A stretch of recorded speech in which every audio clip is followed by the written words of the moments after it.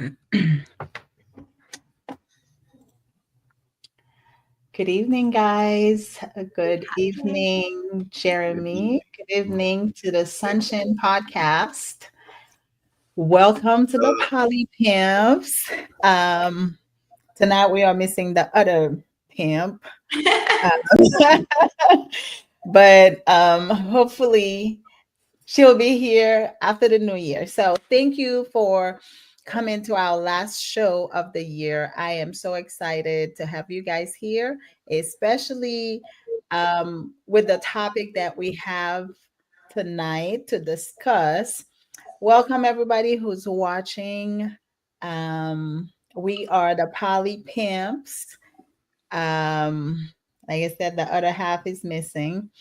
But tonight we are here to talk about. No, we're not gonna say anything yet about that because I don't think they can see the top.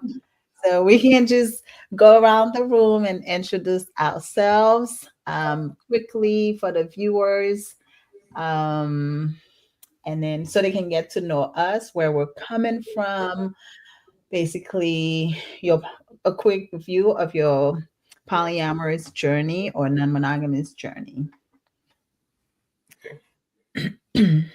You want to start? Maybe Jeremy, since you're by yourself. Yeah, I'll start off.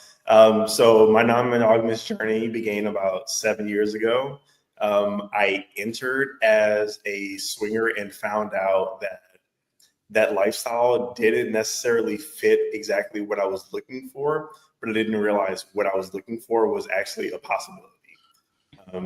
Just like all forms of non-monogamy, people don't believe it's a possibility. But as my journey progressed, I've slid into solo polyamory, and I've been doing that for about a year now. And here I am. Thank you, Jeremy. And now we are moving to the Sunshine and Rainbows podcast.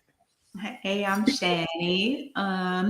Yeah, I actually write a lot about polyamory, and of course, we have the podcast, but I've been in this community, I guess, for about almost 4 years, and I came here kind of by accident, stumbled upon it, was accidentally introduced to it in a divorce support group, and was like, oh snap, here are my people. Who knew? So kind of been here since then. So I just came into this space for freedom and liberation and love and all the fun things. That's really what I came here for, and that's what keeps me here.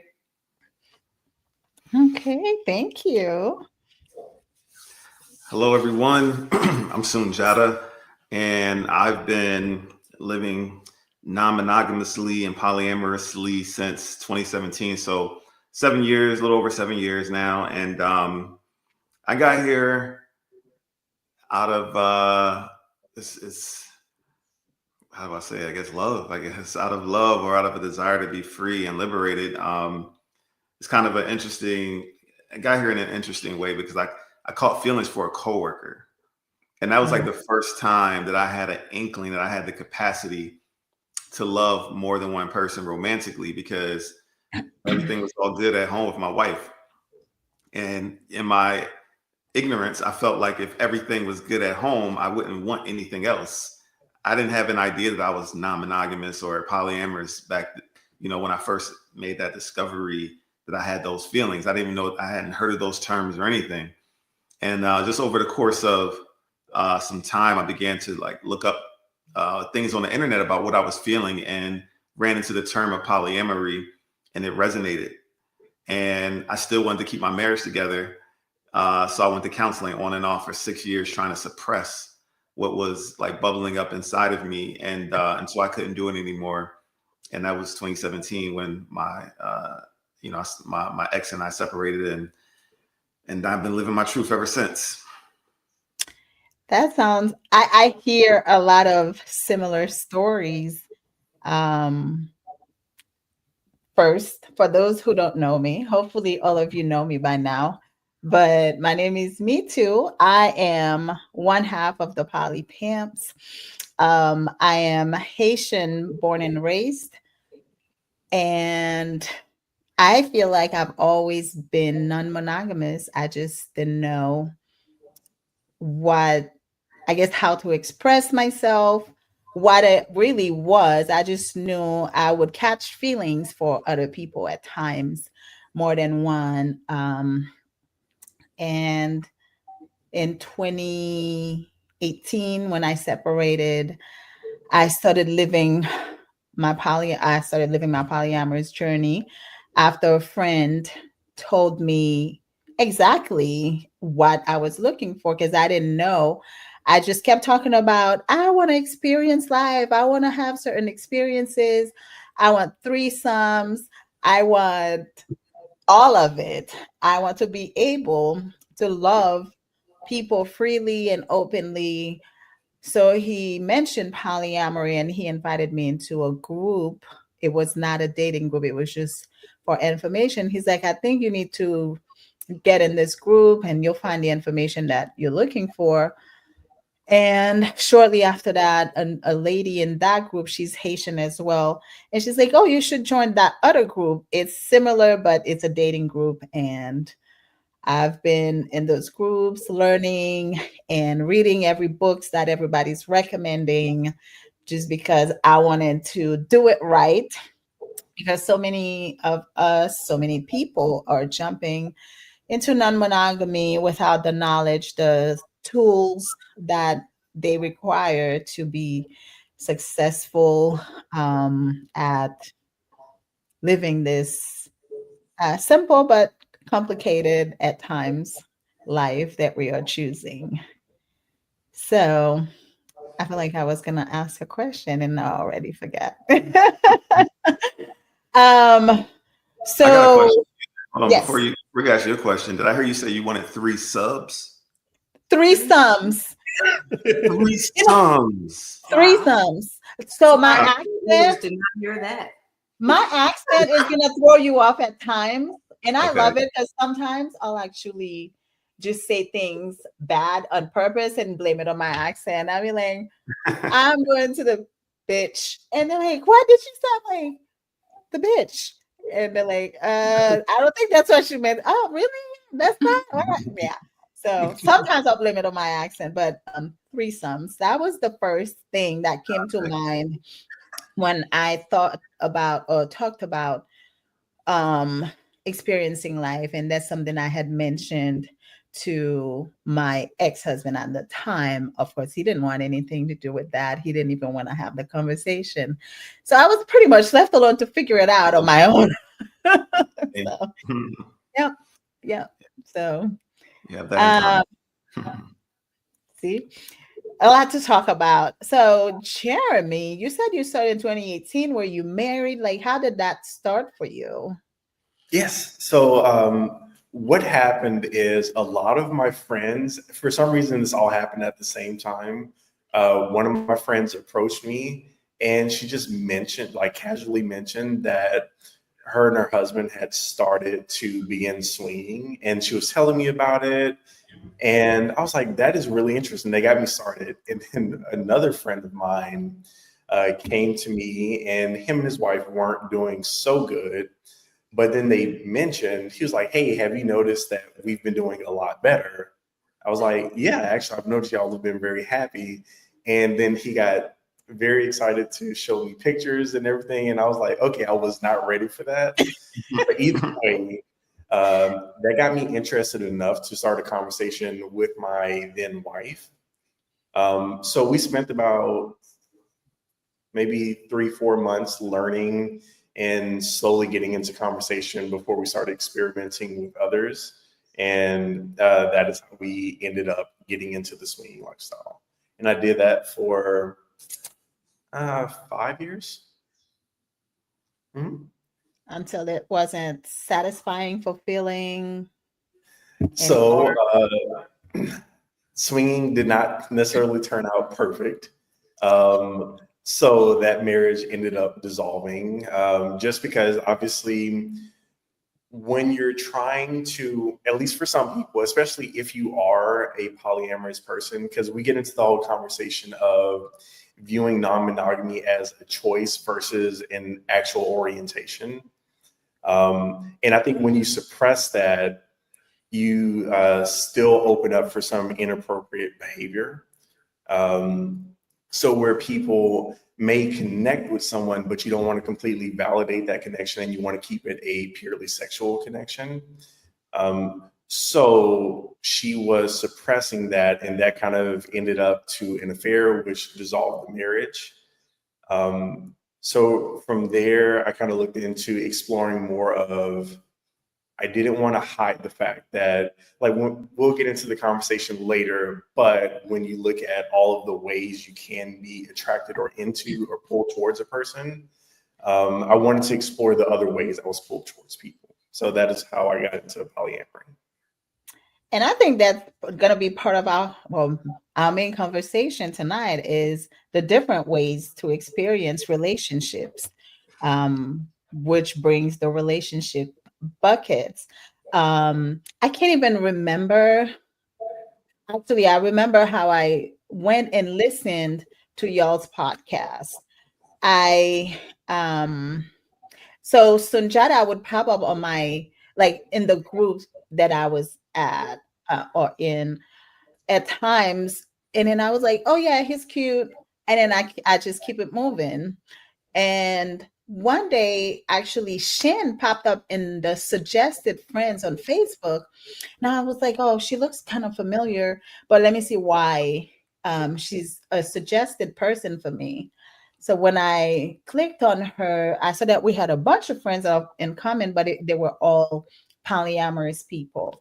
And I was like, okay, maybe she's from one of the groups. And then I went onto her profile and saw their podcast, and I just started listening to one of the episodes, and I was like automatically drawn in. I was like, oh yes, this is so good. Like, I've never really heard polyamory stuff before. But it's I always tell people I don't feel like I am very good with words because I have a lot of stuff in my head that I'm trying to get out, and they never really come out the way I envision it.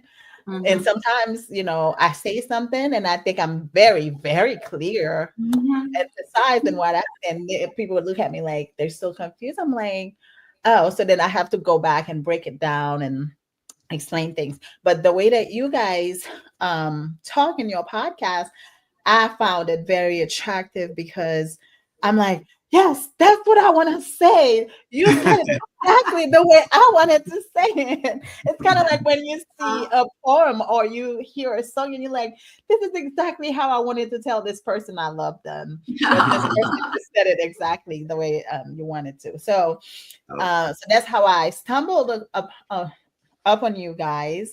And so I listened to the whole first season, and now I'm like, where's season 2? Season 2. Coming 2025. Yeah. So we're patiently waiting for Sunshine and Rainbows podcast season 2 to come up. So now y'all's turn. What time is it? I don't want to take up too much time. Okay, so I guess maybe we can just dive into the relationship buckets. The reason why we are here tonight is just like you said, Jeremy. A lot of times, a lot of us, we come into the non-monogamous life through swinging. Yeah, it wasn't my experience, but I've heard so many people have that similar experience. Yeah. Swinging was never attractive to me, and it still isn't. I can be in that space, but you're gonna look at me like I'm a monogamous person. So whoever I came with, I probably will hang out with them in that space. But also, I find that a lot of swingers, once their partners start catching feelings for other people, that's the end of it, and that's when they start having issues.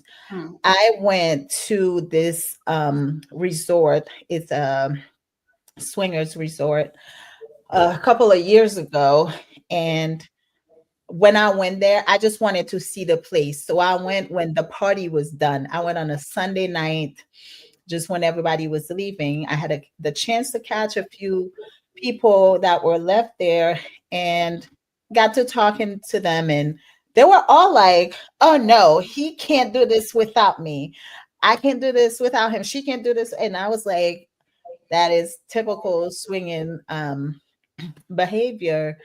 And we got to talking and I realized, yeah, that's definitely not the life for me, because when I'm falling head over heels for this person and you're telling me, no, I cannot go there, then we're going to start having problems. It's going to make me feel like it's monogamy times 10 with a little bit of, you can do this. I feel like it's even more controlling. So yeah, we can talk about the relationship buckets with you guys to figure out. But I guess before we get there are quite a few comments in the comment section. We have Anne. Hey, Anne. Hey, Amistad. Thank you for joining in. How is non-monogamy? Let me put it so you guys can see it too, and you can chime in. How is non-monogamy different from being a hoe or a thought? I mean, let's bring the bucket. When bring the buckets into this. How is it different? I guess my answer would be, first of all, I mean, if you can be a hoe or a thought and also be non-monogamous if you like, okay? The two things are not mutually exclusive. You could be a non-monogamous hoe or a non-monogamous thought if you like. It really depends on what you call in a hoe. Yeah. Like, are you saying a hoe is somebody who does what they want to do? Because in that case, I'm definitely one. But if you're saying a hoe is somebody who just like sleeps around like indiscriminately, I would not say that most polyamorous people are doing that. I think, there's feelings involved. It's not just about sex, right? There's other things involved, like intellectual stimulation and emotional connection and platonic depth and all that stuff is involved. Practical life support. Right. Like that could be your life support, your ride or your homie, just like you would have in a monogamous relationship. So you can be both. You could be a monogamous hoe or a thought too, I'm just saying. There are lots of them out there, actually. Okay. Thank you, Shan. Tell me more about it being an orientation and not a choice. Jeremy, you want to get this one since you're the one who I'll take that one. Okay. All right. So you can view non-monogamy as a choice versus an orientation, which when you look at typically in the swinging community, because the swinging community, from what I've experienced, is more about the fun of sexual interaction. So a lot of people, you'll hear them say, I could take it or leave it. I'm just doing this for fun. Versus where when it's an orientation, I look at it as I would be being dishonest with myself if I did not do this. So that is what I mean by an orientation versus a choice, just whether or not this is something that you're deciding to do for entertainment, or if this is something that you feel relates to you being your authentic self. Do you think ambiemory is a thing, Jeremy? Like ambiemory, people who feel like they could either be monogamous or non-monogamous? I don't know if, well, yes, to an extent. I do believe that people can float between what currently draws them in. Like, people can be fully polyamorous and be completely authentic while doing that, but they can fall for a specific person and maybe decide, for this specific relationship, I do want to explore the monogamous side, or I want to be more monogamous with them. But that doesn't take away the fact that they have the capacity to be polyamorous. So yes, ambiemory is a thing, but I do believe that someone can switch from practicing polyamory, because you can be polyamorous without partners at all, or only one partner. Yeah. So I think it just depends on what people are choosing to explore at the moment. Honestly, like for me, I think being ambiamorous is more like what I'm choosing to do in the moment, but that does not stop me from being polyamorous or non-monogamous, right? I may choose to live with this partner monogamously, but also knowing that not the choice, but the option, if it presented itself, is still there for me. Let's say this person needs me to be monogamous for I don't know, 6 months, a year, and I agree to that. But probably one of my agreements would be like, well, in the meantime, if I come across somebody that I connect with on whatever level, I would like the option to be able to explore that as well without feeling like I am cheating. Because as we know it in monogamy, you can't even have the opposite sex as a best friend or as a close friend because it's inappropriate a lot of times for many people. If I'm a woman, I can be really good friend with a guy because apparently opposite sex cannot be friends without sex and everything else. And if we think about it, sex is probably the most threatening part of monogamy for a lot of people. Um, so as far as ambyamory, I think it's more like something that you choosing to do versus an orientation. But I think being non-monogamous is definitely an orientation. It's just kind of like if I'm gay, I'm gay. I don't know what you want me to, because sometimes I can't even imagine ever going back to monogamy for whatever that reason may be, because it would go against everything that I believe and pretty much who I am. Yeah. I think a lot of people get confused because they'll hear people who use polyamory as a practice and as orientation. Mm-hmm. So a lot of times that can be confusing for, I guess, like, newbies or outsiders looking in. I'll say for myself, I consider myself polyamorous. Meaning, like, I believe it is the way I'm wired. It's a relationship orientation for me, in terms of the way I relate, romantically, sexually, my capacity for love. It's not something I can choose and the reason why I know that to be the case for me is because I actively for several years tried to not choose it.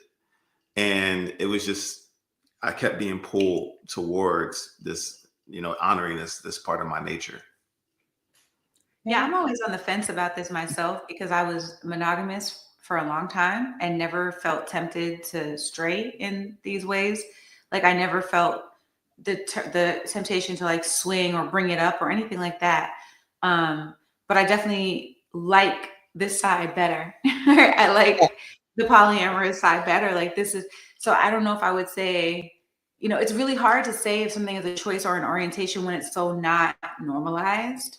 Like we don't know, because if you don't know that something exists, how can you even have the words for it? So this is something I'm always on the fence about. I don't really have like a firm opinion on this yet, I don't think. Okay. Okay. We are watching. Thank you for watching, Michelle. Excellent podcast. Thank you. Oh, that's Marquez. Hey, Marquez. Poly is where swingers go when they are done and retired. Wow. Funny. Well, Wow, that's I don't cool. know if I'm ever going to be good. Well, I guess he said for swingers. So, and Anne said, good question, Stud. Well, I am going to put the link in the comment section. If any of you guys want to pop in, show your face, ask a question, make a comment, you can do that by clicking on this link. So we are going to continue with our conversation. Now, I cannot wait to get to the goodies of relationship buckets. So how did you guys come up with that? And what is relationship buckets? So when I first started my polyamorous journey and living my truth, I started dating, I guess, relatively actively and consistently, because I truly enjoy having life partnership. And I knew as soon as my marriage was over that I wanted to have a nesting partner, someone to do life with. So I got out there and I dated a lot of people, and ultimately over time it began to feel like transactional, and it felt like if someone I dated and I didn't align in a romantic way, then it was like the whole relationship got thrown out, and I didn't like the way that felt. Um, I didn't like the harm that I felt like that caused, just from dating with that like all or nothing type of energy and desire. And I decided that I didn't want to date that way anymore. I decided that I wanted to cultivate long-term loving connections. And I feel like that's probably what the phrase I came up with first, to help like lay the foundation for everything else that came from there. And basically what I did was I literally started having in the getting to know you conversations when we go out with somebody over, coffee or tea or go for a walk in a park or dinner or something. I would be very upfront with women and say that, I'm looking to cultivate long-term loving connections based on where we land organically. I don't care if we land on like, okay, so for whatever reason, I came up with these at this point, as I'm thinking through this process, I'm like, there's certain areas that me and someone typically align in. We either align, and it could be one of them or a bunch of them. We either align on a platonic basis, like we become really cool in that way. We got some familial energy where we kind of share a lot of similar family values, child raising values, etc. We got a dope intellectual connection where we're stimulated intellectually in a lot of the same ways, and that may be where we really vibe. Or the romance is popping. I think it was sexual. Sexual right? was next. Yeah. Or sexual. Because it was romance, but then we changed it to attraction. Yeah. Okay. I'm not even gonna get in there. Go ahead. Okay. Go ahead. So I literally would say to women in those conversations, like I would just want to, spend time together, get to know one another, and see where we land organically. And based on my experiences over the last few years, it feels like it takes time for that to show up. It could take 6 to 12 months, for that to like really sort itself out. And I started calling them buckets. I started calling them the 5 buckets, those things: familial, platonic, intellectual, romantic, and sexual. And I'm like, let's just see where we land. It could be 1, it could be 2, it could be all of them, but let's see like what areas we truly are aligned in. And it just came out of wanting to reduce harm. And it came out of a desire to, not throw people away and not be thrown away. I agree. The whole throwing people away, that's another thing I tell people. I'm like, I don't like to call, a separation, a breakup, right? We transition into something different because a breakup sounds so harsh. And typically when a breakup happens, it's like you don't even want to talk to that person anymore. Like that's the mindset. Yeah. So I usually tell people I don't really break up with people because I literally am friends with all the exes from when I was a teenager up till, now. We're not in daily contact, but I know I can just call, hey, what's up? They can do the same. I don't like to discard people because I feel like every relationship is important. It may not be what it used to be 2 months ago or 2 years ago, but it's still a relationship. And I feel like if you have some kind of friendship, I would hope there's some form of friendship for whatever bucket you're going to fall into, to where if one of them doesn't work, then the foundation, which is the friendship, is always going to be there. And I don't see a reason why not. You can't continue to be friends unless it was an abusive relationship. Obviously, you're not going to be recommended to stay in that. But I always tell people it's like a 2-story house or however many stories you have. The foundation, the first floor, all of that is always going to be the friendship. And then whatever other layers you want to add to that house is up to you.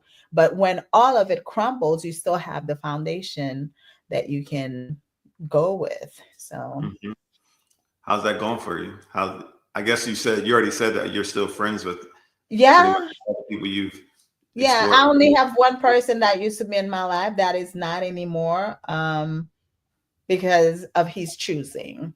But that's pretty much it. Everybody else we're cool, we're fine, we keep it moving. Yeah. Jeremy, you're quiet over there. Are you sleeping? I'm just listening. I'm just soaking it all in.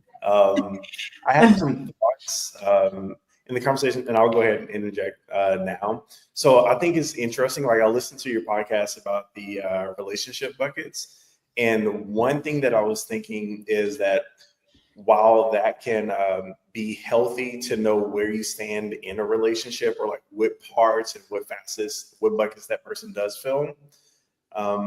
That also made me think about how unhealthy it can be when we don't think of relationships in that way. And we take what is supposed to be a strictly sexual connection or a strictly platonic connection, and where there's like high compatibility in one of those areas, and then we try to force it into that overall romantic. Yes. We're making it fit where it's not supposed to. Yeah. Yes, that's caused a lot of relationship failure for me.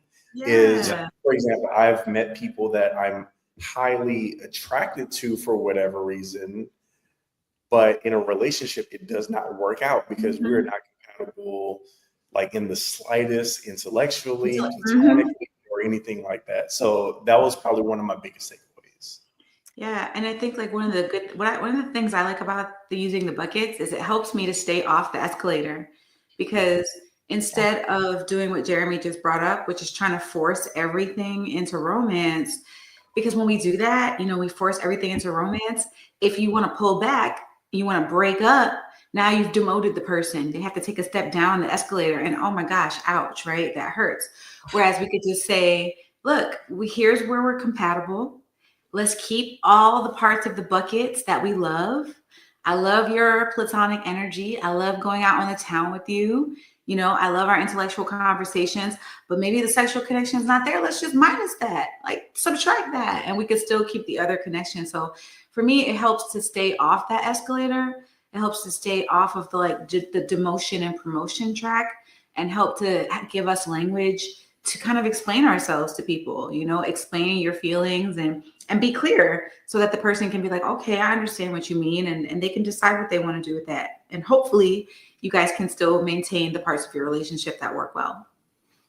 And I agree with you, Shani. That's something that I truly appreciate too in my journey in non-monogamy. Obviously, we've all had mishaps when we first started, things we didn't know, things we thought were supposed to be a certain way. But as the people who truly want to have this life and be successful, we work really hard to try and figure things out. So that's one thing I truly appreciate in this journey, because when I look at my life, I have so many people in my life, and they are where they need to be. There's no pressure. Yes. I have a couple of sexual partners, and that's all we are now. I'm not saying we're not friends. We go hang out, we go on dates, we have fun doing other things outside of the bedroom, but our best energy is in the bedroom and doing certain things. Make me feel like a porn star. Nothing wrong with that. Do it, So I love the fact that I can have that with somebody, and he's not putting pressure on me. I'm not putting pressure on him to, okay, what are we? Like, what is my title? What am I to you? What, like, too many questions when there really needs to be none. It's just like, let's have some fun. There's too much talk in this room, So I appreciate that part in non-monogamy, the fact that you can, and that's it's been a journey to get here to where I know exactly. That's why when I listened to that episode, I was like, that's what I've been saying all this time. I didn't know, I didn't have a name for it, but in my head, I have my people categorized, and I have, some other people that is like, even though we don't live together, but those are the people I kind of am doing life with. You know what I'm saying? Yeah. So they're not nesting partners, but they are, like, they occupy that space in my life. Yeah. So the way that we talk about our different connections, when we think about the buckets and the kind of like looking at the relationship through that lens, we talk about low, medium, or high alignment in a bucket. Yes. So, I would say, thinking about this person, name, whatever, I would say, what's your platonic, alignment like How in would that you bucket? rate your platonic alignment? Yeah. It'd And be we like, we talk about that and break that down. Yeah. We'll be like, well, we have great conversation and I feel like they really understand me and blah, blah, blah. So I would say it's probably high, like that kind of thing. And it's been fun. Like we've done really it for fun. past. But we're rating it too. We're rating the alignments, basically. We rate the alignments within the buckets. That's a great idea. Yeah, we do that. And it really helps to understand the relationship. Yeah. By having these conversations, it really helps to understand the relationship. And I would say and notice where maybe there's some tensions in the relationship or connection. And sometimes we'll talk and understanding why. What we're struggling with in the relationship with. Like, what's the struggle? We'll be like, okay, I feel like our wires are getting crossed. Like sometimes the pattern is this. And we're like, oh my gosh, that's like an intellectual misalignment. Right. So it kind of gives you more language and it helps you like focus so that you can kind of like troubleshoot a little bit, and kind of figure out, what you can do to adjust. Yeah, because in some instances, it goes back to like Jeremy was saying earlier around like our dominant conditioning and mindset is that we generally speaking, people will try to force relationships to look a certain way, especially if they take on a title. Yeah. Once someone says, oh, you're my boyfriend, my girlfriend, my partner, oftentimes a lot of people will say, well, then now you got to be all of these things and show up in all these ways because that's what a boyfriend, girlfriend, partner is supposed to do. And for me in my journey, I just realized that's just not realistic. And I don't think that just because I can't be all the things that we can't be some other things. Anything. Exactly. Like we can't, let's vibe where we vibe, and where we don't vibe, maybe if we have some tension in our relationship, it's because we don't have a high alignment or medium alignment in that area. So let's just not try. Let's not try to force that. Let's focus on the areas that we do have, a good amount of alignment in. Yeah. And that's something to say. That's one of the things I noticed is that, so when you listen to polyamory and you think of, many loves, you think initially you can think that everything is supposed to be this love connection. It's supposed to be like a romantic connection. So you meet with people and you begin talking to people. And as you work through that, it's kind of like you're evaluating it through this lens of, okay, where do I see this going romantically? Mm-hmm. And that's what I love is that the way that you presented it is very eye-opening because you're like, oh, this doesn't have to go romantic. I don't have to look at it that way. Like, I don't have to try to be like scoping you out to see like if there is a romantic future for us. So I think that's really cool. And, another thing, I was talking to one of my partners recently, and we were just having some conversations around, relationships in general. And that's why so many people shy away from them, because it's so much pressure to be somebody all the time, no breaks. And, he was just saying, he's like, sometimes I just need a break. I don't need a breakup. I just need a break. But in so many relationships, people are not allowed to want a break without the other person taking it personally. And I'm just like, and that's why, being able to have different connections with different people is great because like I'm in a season of my life where I don't have a whole lot of time for anybody. I can make a little bit of time here and there, but I don't have as much time as I used to have because I'm juggling school, work, life, business, kids. So it's a lot of stuff. It's not that I don't want to engage like I normally do, but I need a break. And some days I totally withdraw. I need a day for myself. I need 2 days for myself, 5 days, whatever it needs. Now I will communicate to my partners, okay, I may need a little time here and there. Be patient with me. Because for me, one of my biggest pet peeves is non-communication. I don't care what it is, just let me know. So I know where we stand. And I don't like the silence. Like, let me know I'm gonna be in silence, then I know not to disturb or whatever. But yeah, basically he was just saying that a lot of times he shy away from the relationships because he's not allowed to have a break, and he feels like he should have it. I said, yes, you are perfectly right. You should be able to have a break. So and sometimes you can, just like we were talking about the relationship buckets, when you're not aligning in some areas, it's important to be able to identify those areas in order for you to kind of um find a solution to whatever the problem is at the time. It looks like we have some comments. Let's go over to the comments.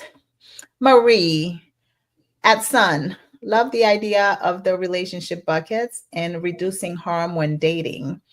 Would you equate that or add it to the frame of relationship anarchy where each relationship has its value, or am I reaching?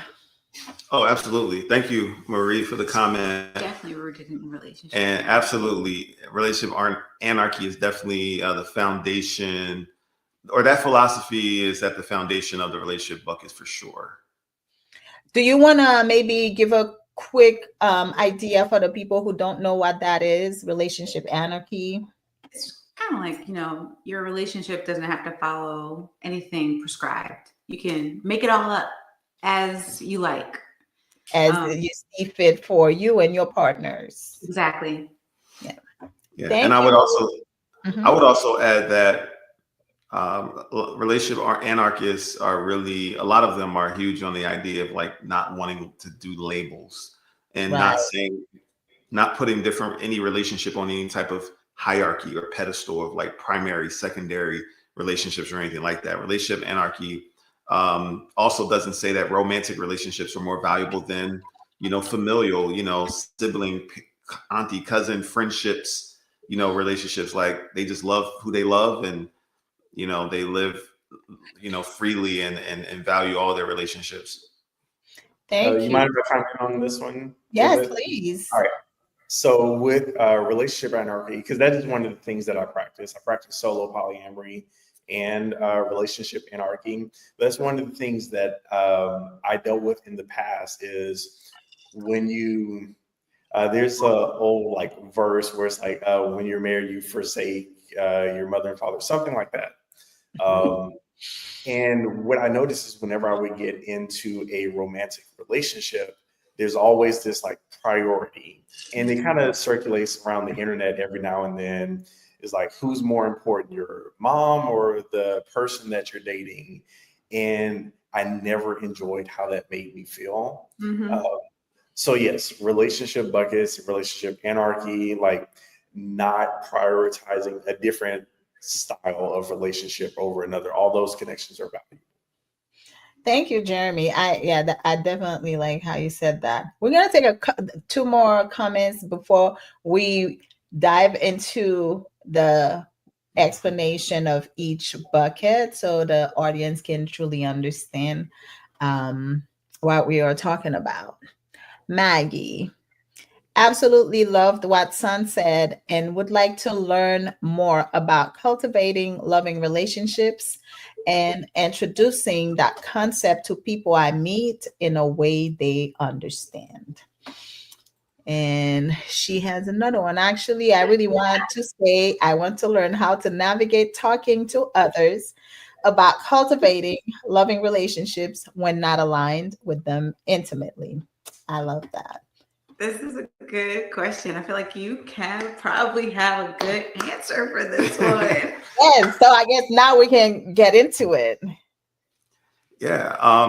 And I tell them what you told me. Oh. You told me 3, however many years ago. I mean, I say a lot of things, but make sure I go in that way. That whole thing. I know. Come on, you know. Yeah. So one of the first things I say to people in the dating process is, I don't want to do romance or bust. And, I say, I want to get to know, like, the way I explain how I'm dating and relating, I'm like, I just want to get to know people in a way that cultivates long-term loving connections. And, the way that, I think about it is there's 5 categories that, alignment shows up in relation, 5 primary categories where alignment shows up when dating and relating, or I'm sorry, when relating with other people. And then I name the buckets and I say, I just want to spend time together over time and see where we land organically. Right. And I'll say to someone, and generally speaking, that takes time. It takes 6 to 12 months. In my experience, for that to manifest. I'm only giggling because for like the first 6 to 12 months we dated, he probably said, "See where we land," like countless A million times. He's like, I like you, but let's see where we land. This feels good, Let's see where we land. Like, hold I on, have heard this before. I'm up here like, you're good. You don't gotta worry about that. So tell us about the familial bucket. So the A little familial bit more in bucket. depth. Well, I feel like can you speak to it? Because I feel like you've done so much unpacking and writing about it. Yeah, okay. The familial bucket's like that feeling of family. That feeling of I got you. You have similar values. You guys have shared history. It's like that kind of. Even when we're talking about monogamous people, when they get married, they're now family, like there's that energy of we got each other's back. You know what I mean? It's like that security, that kind of that safety net. It feels like a safety net. That's what familial connection is like. So a lot of times if you and somebody else have similar like values around that kind of stuff, like if you have similar like core values, you might have a tight familial connection. If y'all agree on what care looks like, you probably have a pretty good familial connection, things like that. Similar moral values. Yep. Contribute to that, how you want to, if you choose to raise kids or not, and if you do, how you want to raise them. Yeah. How you feel about things like education and schooling, like all these things tend to fill that familial bucket. Okay. And what is next on the buckets for us? We got platonic. That's more, your friend, emotional connection. You feel understood. You feel seen by this person. Y'all laugh and have joy together. You have fun together. That's the platonic. Yeah, got each other's back. Okay. I have a question about the platonic bucket. Mm-hmm. So is the platonic bucket exclusive from a sexual connection of any sort? Okay. None of the buckets are exclusive. You can have 1, 2, 3, 4, or 5. Like none of them is exclusive. So you can have a platonic connection and a sexual connection. Okay. That's the question I was gonna ask, Jeremy, because a lot of times people are like, "Oh no, we're friends. We cannot go there." Mm-hmm. I never understood that personally. Right. That's not a thing for me. For me, it's more like you feel. Yeah, that's not a thing for me. I can definitely have sex with friends. I've had a conversation with someone where we were exploring a connection, and the way I look at it is everything's an experiment. Mm-hmm. That time frame that we're just spending time together, and it's an experiment. Do we want to experiment with sex? Sure, let's try it. See how it goes. And there was someone who she and I were friends, for several years, at a distance, but friends to a degree. And then at some point we decided to explore a romantic and sexual connection, and realized that we loved our friendship. The sexual connection was cool and fun, and we would like to continue that, but there wasn't really a spark in terms of romance. So we didn't try to force it. And we literally just stayed being friends and admiring each other for the reasons that we do, and supporting each other the ways that we do and have. And then every once in a while, there's some sex. So would we put that together with a sexual bucket then? Or yes, that's what we're saying. Like you can be aligned with someone in one or more than one bucket at a time.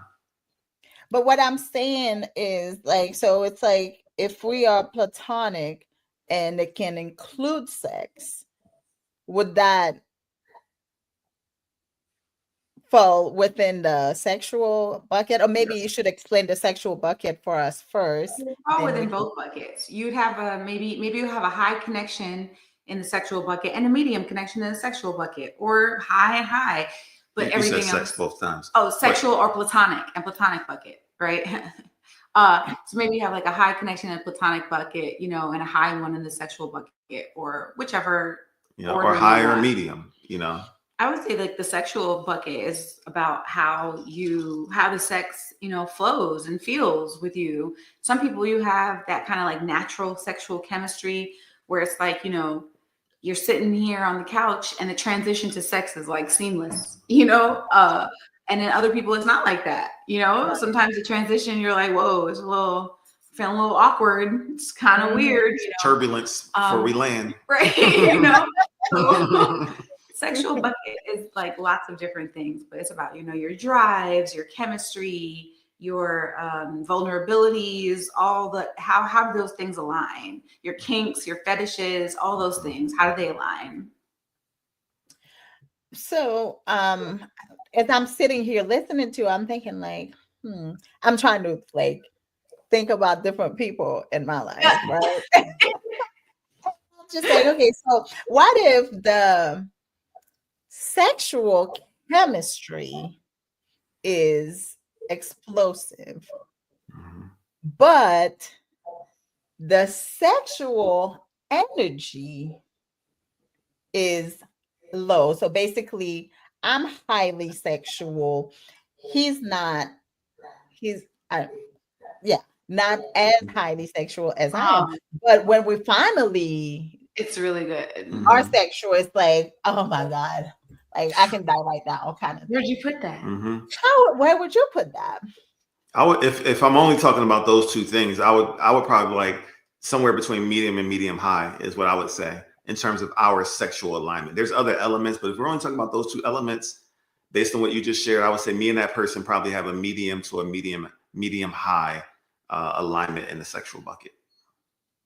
That's an interesting dynamic. I've actually had that happen only once, and it was way back with swinging. Me and the other person's spouse, like no chemistry, like just we weren't having a conversation or anything like that. I was like, she's attractive.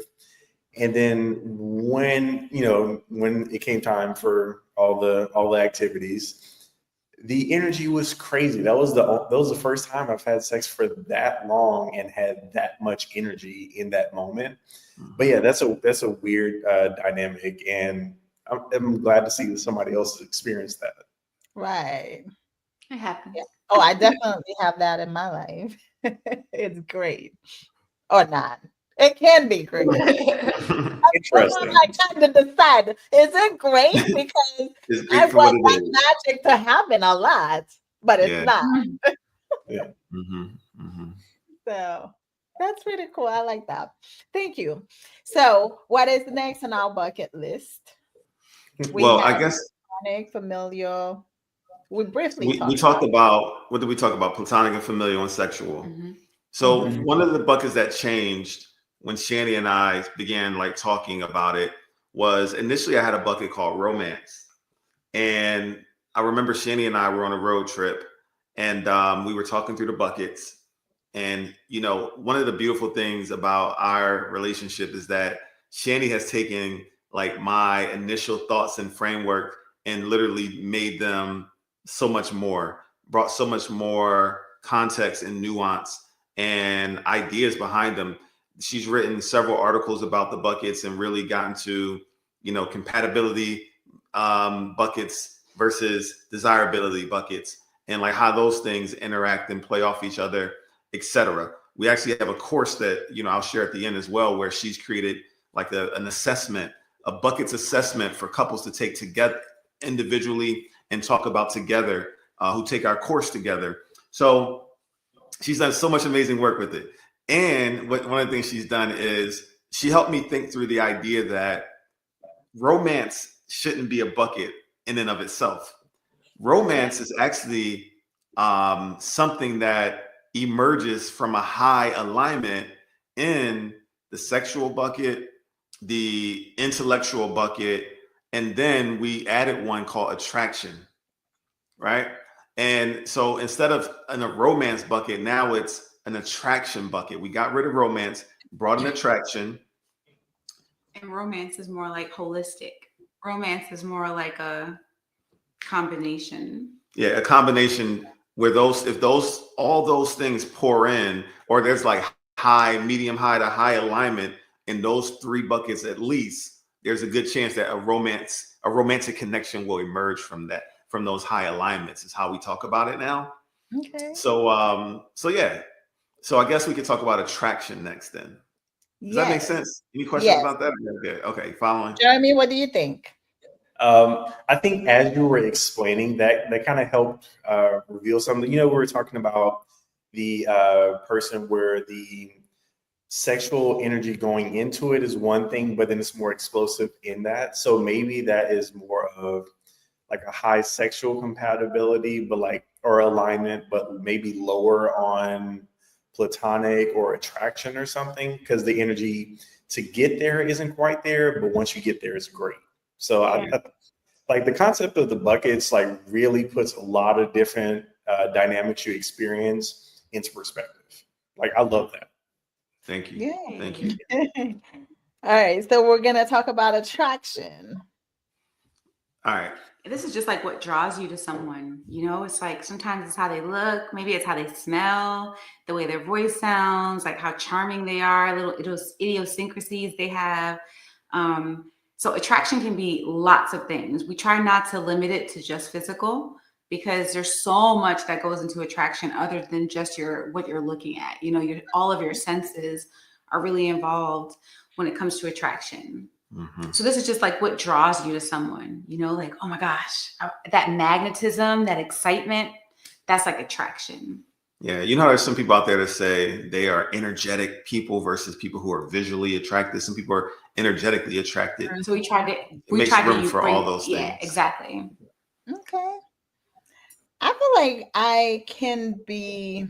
it can be both. The reason why I said that, I used to think I had a type. I guess technically I have a type. Some of my friends, they say I do, but I'm not going to describe what it is now. But I feel like people that I date, and I have different people in my life that are important to me, they all look so different physically, but my energy with them is so very different as well. I always say, there's a partner that I literally present as the I don't want to say worse, as a brat, basically. And it can't, I can't shake it off. It's as soon as this person is in my presence, I switch into a brat. And it's what is this? I don't even know what it is. So it's just different people. There's somebody, I'm just a caretaker. It's I have that need to care for this person, touch them, make them feel good, create peace around them. And, it's just so many different things. I have another one that's oh, I am a porn star right now. It's just different energies that present themselves, make you feel sexy, or just different things. So I don't know, I'm trying to think, I don't know, maybe physically I do like certain things, because earlier I mentioned I do prefer people who are definitely taller than me. I'm not saying you need to be 6 and up, but definitely taller than my 5'4". I guess maybe that's probably the only requirement, and everything else is more energetic, I want to say. Okay. Nice. I can't Jeremy, forget my favorite bucket though, the intellectual. what's that? I don't want us to forget about my favorite bucket, the intellectual. Oh, we're not gonna forget. Yes. Jeremy, did you have something to add before Shani switches into the next one? Not on that one. Actually, I like talking about the intellectual bucket. So yeah, go for it. I would say that's the one that one has a tendency to sway me personally. I think it's not the case for everyone, which I've noticed. I think it's romance has to just be a good blend of compatibility and desirability, however you combine those. Because I always think that the intellectual connection is a bit more important for me than even the platonic connection. Like, I like to be able to feel understood in those ways, that, the way that you speak and the way that your brain operates and the way that your brain like processes things can be understood by the other person without much translation. When people say you speak the same language, that's really what the intellectual connection is. It's like, it's not just the emotional connection. It's also like we're kind of like on the same wavelength. We kind of, we get each other in a way that, our brains just kind of mesh. And you don't have to put a mask on when you're around a person that you have a high intellectual connection with or alignment with. You don't have to hide certain parts of yourself because of being fearful of being judged or misunderstood, because y'all just get each other. That's what a high intellectual alignment feels like. And it feels like stimulating, refreshing, like you have a conversation with this person, regenerative. It doesn't feel draining. You have conversation with this person and you don't feel like you have to explain things as much as you normally do. Okay. I like that. We always talk about the romance being like a combination of all the things. So I try to be fairly methodical in the way I approach a lot of things. And sometimes I feel like I do so unnecessarily a little bit. But when I was practicing monogamy, I had a dating checklist. I know. Most people have them. I don't know. Most people, I think, keep it in their heads, kind of. Like, I definitely had a list. Yeah, so did I. You got a physical list. Intellectual alignment. I like it. But no, like 2 pages of like written out things, because from a monogamous standpoint, I'm thinking, okay, so if I'm going to enter a relationship, I need this person to be 80, 85, whatever percent of like all of these things that I'm looking for. Yeah. And what the relationship like shows is that they don't have to be. They can be high here, low here, medium, whatever. So yeah, just letting those connections be what they're supposed to be versus taking somebody and holding a list up like next to them and just Right. Exactly. And saying that if they don't meet 85%, yes, get out of here. No, I want to love you for what you bring. Like, we may be awesome for all the fitness stuff. Like, that may be our complete jam. We may have an excellent time doing that. And we don't fill those other buckets quite so much. And, like, I want that to be what it is versus saying, well, you met this thing on my checklist, but unfortunately, since you're not all these other things, you're a throwaway. Like you were saying earlier, like, no, I want to keep those connections and nurture what we do have. And how many times, really, with what you just said, Jeremy, a lot of people pass on a lot of great relationships just because they have this list that is haunting them, right? So, and the person can be missing, because I remember, I'm not going to say who it is, but somebody was like, I want you to love me 100%. If you gave me 99%, that 1% is not there, then it's not worth it. And I'm just like, what sense does that make? You want 99%. It's to me, the list is kind of like that. It's like this person checks out so many different things on that list, and you have great connection, but yet because you kind of missing this one and that one and that one, so yeah, we're not gonna be a good match, and you pretty much miss out on great relationships because of that. Absolutely. Indeed. There's so many people that can add value to our lives in so many different ways, and I feel like a lot of folks miss out on community. Yeah. Because of that mindset, that all or nothing mindset, that throwaway mindset. Either you meet all these requirements or I'm throwing you back in.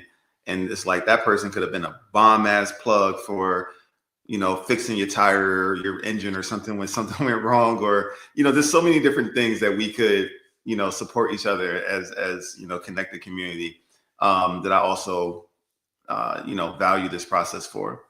But I also wanted to say too, to touch on the intellectual piece. Someone asked the question, I forget her name, but like, how do you bring this up, in conversation with someone that you may be, getting to know? And I remember early on having maybe a little bit of doubt, like, would it scare someone away if I start talking this way? But then I realized, well, if it does, then we're not intellectually aligned. Exactly. And that's like a great tell, a great early on tell, a great indicator of, even though we may like the way each other look and talk and talk or whatever. But once I start telling you about how I want to approach getting to know you, and you're like, that's weird, that's too methodical or whatever, then it's like, again, that's data. That's good information. Yeah. And that's why so many people send their representatives, basically, like they don't show up as themselves because they're afraid they're not going to be liked, and they really want this to be a thing. They want this to work out or whatever. So, well, that's why I said long-term sustainable yes, relationships. Because you can only hide for so long. You can only keep the mask on so long. Yeah, exactly. You can only keep it on for so long. Exactly. So I know it's definitely over an hour, so we're gonna take the next few comments and then wrap it up, because we did go over all 5 of the buckets, right? Yeah. Yes. Hey, Sky. Hi, guys. I get it, but very few people are able to navigate the slope style. So what do you think about not finding other partners, or even partners who are into it for the moment? Not finding other partners. Like, I'm wondering. Yeah, I'm not sure if I understand. I'm trying to understand. What do you think about? She got a couple more. True poly people are 1 in a million. And then what about being involved with amazing people who are not poly, but just enjoying it for what it is? I think I actually had one of these where I got involved with a monogamous woman, but she was kind of like, well, I'm attracted to you. So like, yeah, let's check this out. And what happened was she was trying to force herself into exploring polyamory. And then I was trying to put myself in a situation where I probably shouldn't have been in the first place. And what happened is we didn't really give that relationship the probably respect that it deserved, because we tried to force it into a romantic connection. And I don't think that we allowed that to just be what it was. We had high platonic alignment, high attraction alignment. There was probably medium high sexual alignment. But once again, like when it came to that intellectual alignment, we like cross wires all the time. So yeah, like she was trying to enjoy it for what it was, but I think we were trying to, once again, force it to be a romantic connection. And it probably wasn't. Yeah. I think what Sky was saying, to me, the way I'm interpreting it is like everything ain't gotta be that serious. Exactly. What if you just meet somebody and y'all just vibing, and my answer would be, then vibe on. Yeah. Vibe on. Like vibe till it stop vibing. If that person doesn't have any expectations beyond the vibe, that's fine. What I found in my dating, I was dating in a polyamorous specific space, and people had certain expectations, generally speaking, of me in that process. So it was important for me to communicate in a way that I communicated to, what is it? Something about expectations to adjust them, manage expectations. Yeah, for sure. To manage expectations, so someone knew what was involved with me. Because a lot of polyamorous people, they go into a dating context looking to jump on an escalator to get to partner. Mm-hmm. And it was like, with me, that's not, I don't roll that way. And I just wanted to make sure I set that expectation up front. Yeah. Yeah. But when you vibe this guy, just vibe. Just go with the flow. Yeah. You just never know what may come out of it. So I want to say one more thing. Like, if that situation arose, if I met somebody and the vibes was good, for me, that's just more like me and that person may just be vibing in the platonic context. And if we want to, have sex, we maybe, put vibing in that context. But for me, it's just all about communication. I would just make sure that those things were communicated up front, because what I may be thinking is a vibe, someone else may be thinking we're working our way up the escalator. So my Right. thing is, it's just all about communication. Yep. And that was a me thing, because that was earlier into like my polyamorous journey, was thinking that if you encounter somebody and you're attracted to them and the platonic connection is high and the sexual connection is high, oh, this is a romance kind of thing. And yeah, so outside of the concept of the buckets, like it's easy to see alignment in one or more categories as, okay, I'm exploring this in a romantic way. Yeah, makes sense. Yeah, I am so happy we got to talk about the bucket. Yeah. Hopefully our audience, hey, PB, somebody just jumped on. Hey, PBD fam, just sending your love. I got on late, but we'll be catching up tomorrow. Thank you, Sugar. Yes, it will be available to view on YouTube, Facebook. I'm not sure about Instagram. I've been having some hiccups with it. I don't know how it works. I'm not very good with technology. I'm trying. Awesome discussion. Thank you. So where can people find you guys? I don't know if you can type on the comment post yourself. Do you see where you can do that? Let me So we see. can send your information where people can find you and your work. Because I am very sure a lot of people want to follow up on all, because we really, I mean, this is just the surface of the work. That's mainly, most people are chatting on Facebook, right? I think right now we have them mainly on YouTube. Yeah, like they're on YouTube more. Because okay, interesting. Yeah, but this one actually it spreads out everywhere. Oh, okay. So if I join the chat, it says I connect my YouTube. That one. Mm-hmm. Mhm. Interesting. Yeah. Okay, I'm gonna try to do that real quick. But Jeremy can go first, and then we'll share our info on how folks can stay connected with us. All right. As far as information, I don't have anything specific like a podcast or anything like that.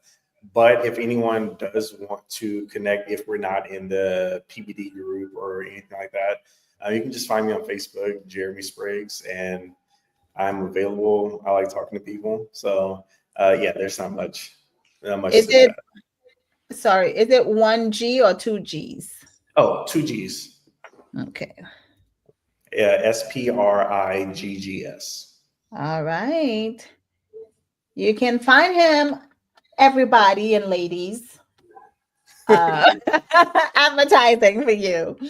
And then we have Sunshine. Yeah, we have like a few places you can find us, but we're on YouTube, Sunshine and Rainbows, at Sunshine and Rainbows. We're on Instagram at Sunshine Rainbows, no end. Okay. And we have our media platform, sustainablesolutionsmedia.com. Okay. And that's where we publish like articles and various different things that's also, we also have the podcast comes out over there as well. Yeah, that's probably if you're going to remember one, that's a great place to start. I would say start there also, sustainablesolutionsmedia.com. Sustainable media solutions. Solutionsmedia.com. .com. All right, folks. Let's see. Sustainablesolutionsmedia.com. All right. And that's where you write, right? Because I just read one of your articles. I am very much like short span, but it was a long article, but I read it till the end because I wanted to know more. Oh, the next section, I want to know more what he's talking about. And I found it very fascinating. Just today, I was talking to one of my clients about life in different places, parenting and all that stuff, how we are doing things differently with our children and things like that. It's just, we got into a lot of talk. And then I was telling her about your article, how I could relate to that, and how one day I spanked my youngest, and it hurt me so badly. And I from that day, that was a while back, but it was like, I cannot do this, because we have got to to do better as parents, because we knew how hard it was growing up as children without a voice. Um, so anyway, that's a whole other podcast that we're going to have Yeah. on sustainablesolutionsmedia.com, because it talks about a whole other different aspect of your life. But yeah, I really enjoyed that article. Thank you. Thank you. And we have so it's a media platform. So there's different sections. And you're talking about an article that was written in one section. But the Okay. section that you'll find all the articles on the 5 buckets is the sustainable relationships section. That's where you'll find those articles, as well as other articles about relationships and polyamory. And, and you'll find the section Sunshine and Rainbows is its own section at sustainablesolutionsmedia.com. There's a lot of goodies over there. It's like a big umbrella. It's a big umbrella for all of our work. And both Shani and I both put out a lot of content, written and audio, podcasts, etc. So a lot over the years, I put out a lot of content, and it can all be found there. Awesome. And everybody knows where to find me, the Poly Pimps, or Air Meet Me Through Charles, or with the music, Me Through Charles and Essence Creole. We have one last comment. Maggie said, I want access to the recording of this show and the articles mentioned, because you guys are putting into words what I have been trying to convey. Thanks to all of you on this platform. Thank you, Maggie. Yes, thank you. Thank you, Maggie has been on our show a couple of times. She is actually sex therapist. So we've enjoyed having her, and she actually discussed some BDSM stuff as well with our audience. It was pretty amazing. She's been on here twice. We like to have repeat guests. So hopefully this will not be y'all's only time, Jeremy and Sunshine, not y'all's last time on the Poly Pimps. Like we mentioned, this is the last episode of the year.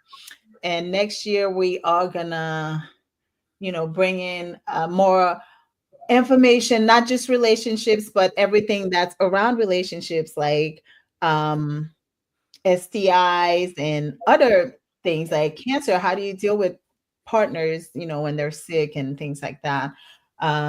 So we're going to have a lot of great guests that are actually lined up for next year, season 3. We are very excited. Thank you guys for being here. I had a lot of fun, and hopefully we'll have you again. Happy holidays, Merry Christmas, Happy New Year to everyone watching. And remember to follow all of us. You got the information in the section, in the comment sections. Follow us on Facebook, IG, YouTube, subscribe, all of it. We're all on social media, and it costs you absolutely nothing to just click on it. Thank you very much for your support. Yes. Peace, everybody. Love y'all. Love y'all. Love y'all.